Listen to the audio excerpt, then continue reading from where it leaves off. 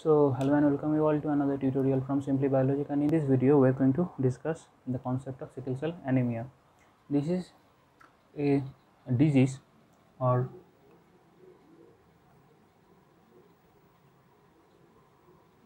autosomal recessive disorder, and this particular disease was first found or described by Sir Herrick in 1904, and this particular disorder is associated with the chromosome number 11. In chromosome number 11, a portion or a gene is located which is known as HBB. This particular gene is responsible for the production of beta chains of hemoglobin. Now, we already know that the hemoglobin is composed of 4 subunits. Out of these 4 subunits, 2 alpha and 2 beta chains are present. Now, what happens? In general, the hemoglobin beta chains, the first 7 amino acids of this chain are like this.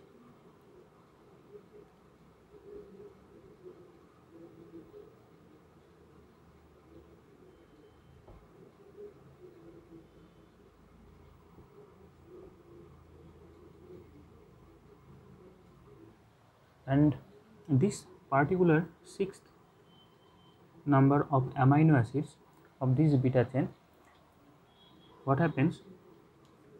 A point mutation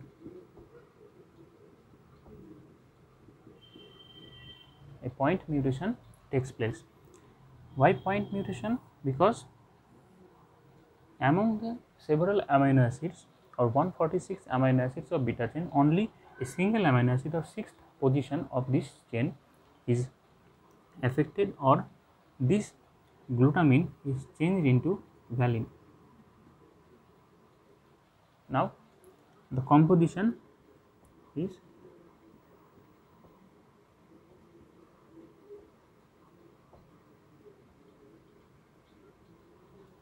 and this chain can be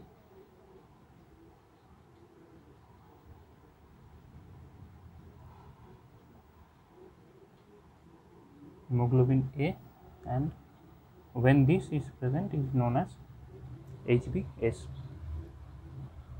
And this particular phenomena can be grouped under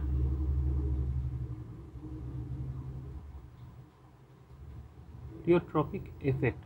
Why so? Because a single change in a particular amino acid of a gene of a protein, that is the production of a single change in the DNA constitution, and so that the mRNA is changed, and for this reason ultimately the protein or the amino acid composition is also changed. So, and these changes leads to several other phenomena or the other physiological effects throughout the body due to this single change.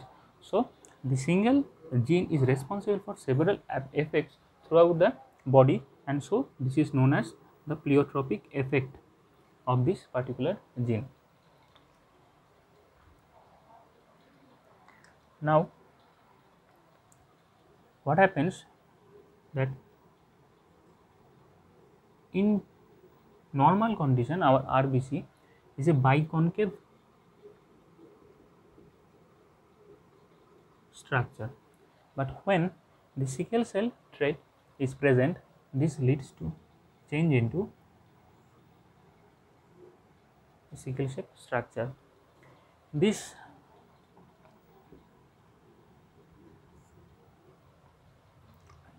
occurs due to the changes in the hemoglobin beta chain composition and the overall structure. If we suppose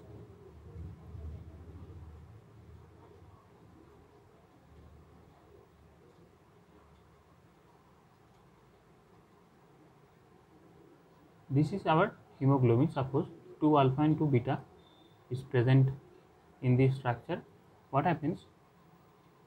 A protrusion or hydrophobic tail is created in this beta subunit, and what happens? Because of this change, this subunit tends to associate with other hemoglobin subunits to create a chain or polymerization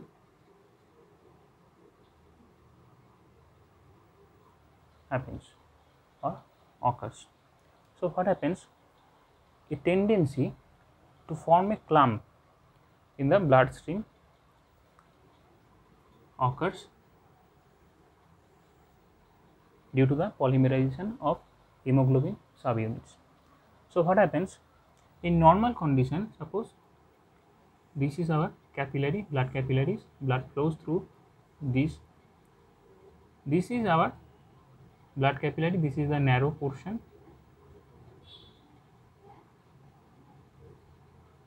and these are RBCs.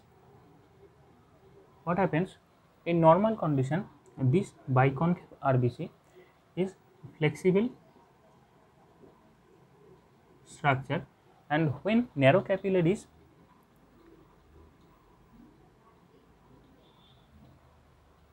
are there, these RBCs have the capacity to squeeze through these narrow capillaries to reach the destination organ. So a constant blood flow or oxygen carriers can be seen in the normal case, but in case of sickle shaped RBC, these RBCs tend to lose their properties, such as they become rigid. So they lose the tendency to squeeze through these narrow capillaries, so they cannot pass through, and oxygen depreciation can be seen in organs where the narrow capillaries are present, or the microvascular system in which organs this microvascular system is present, there is a depreciation of oxygen can be seen. So this particular phenomena or the change in the hemoglobin can be described as HB as normal and HBS as the diseased or sickle cell one. When HBA and HBA both the alleles are normal, the individual is the normal one. But when both the alleles are diseased, this leads to sickle cell or sickle cell anemia. And when this is heterozygous condition, this is a carrier one. In these persons, no such abnormalities can be seen in normal, but when there is a oxygen depreciation,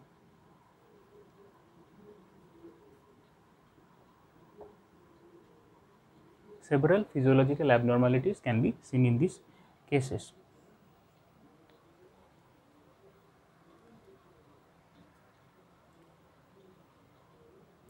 And due to these changes in hemoglobin, what happens? Spleen, this organ becomes severely affected or damaged, because spleen is known as the graveyard of RBC. When RBC is in normal condition can live for more than 120 or up to 120 days, but in sickle cell stage it can last only up to 20 days. So what happens?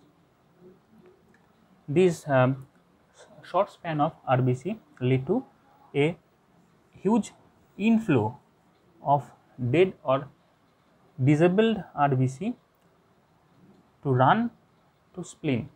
So there is a tendency of a disorder known as splenomegaly. And another condition can be seen that due to this huge inflow of dead RBC, what happens that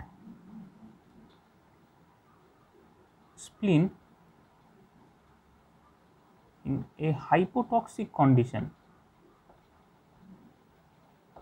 arises, and this leads to the tissue damage in spleen.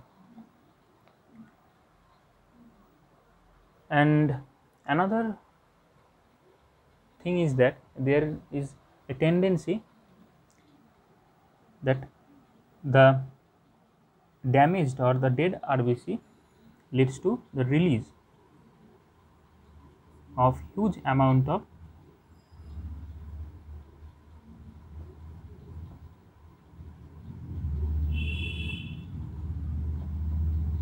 iron in the blood flow. So this is the concept of sickle cell anemia, and this leads to severe pain in our body. Now you can always check these three things through HPLC or simple gel electrophoresis,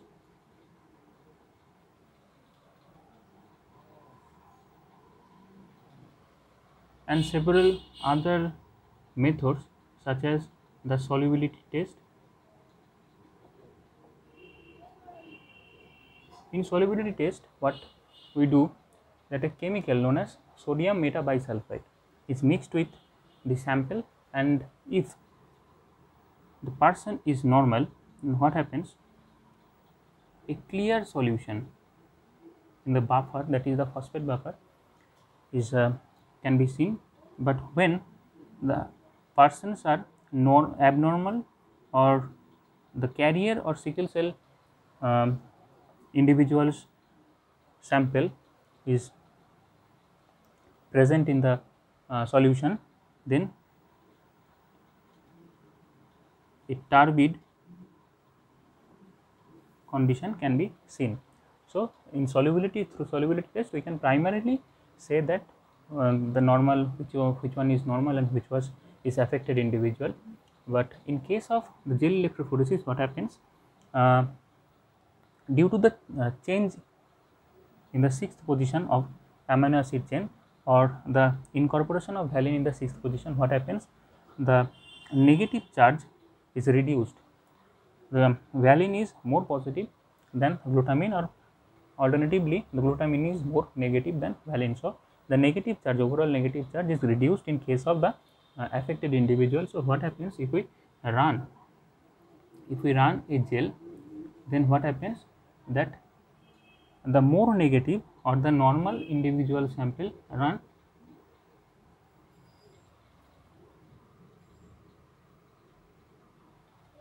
towards the positive end, and the distance covered by this normal sample is more than that of these affected individuals. So through this process, we can identify which individual having the normal sample or the carrier, or which one is the sickle cell trait. And another one is HPLC, or high performance liquid chromatography. Through this process, we also count the total cells, or the total number of affected cells in the sample, and this particular sickle cell anemia trait is the qualitative one.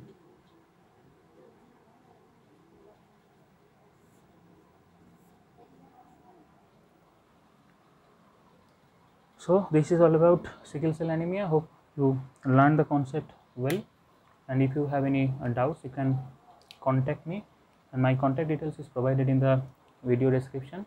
Hope you like the video. Do subscribe to the channel and like the video and share with your friends. Thank you. See you in the next video.